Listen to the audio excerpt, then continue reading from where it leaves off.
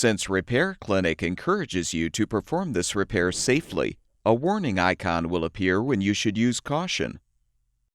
When replacing the spool cover in your string trimmer, we recommend performing the procedure with little or no fuel in the tank. Depress the two retaining tabs to release the lower trimmer head housing. Lift the spool out of the housing and detach the bump knob. Remove the trimmer line from the spool. You can now release the tabs to detach the old spool cover if still intact. Install the new cover by aligning it in the spool and snapping it into place. Reposition the bump knob on the bottom of the spool.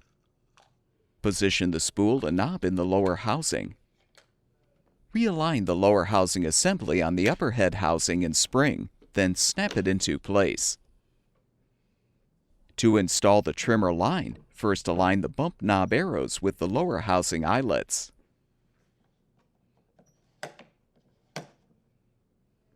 Feed the trimmer line through one eyelet and out the other until an equal amount of line is on both sides.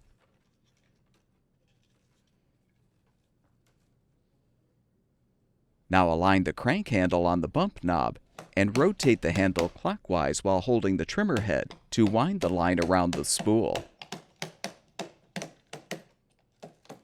Keep winding until the line is within the guard assembly, and your string trimmer should be ready for use.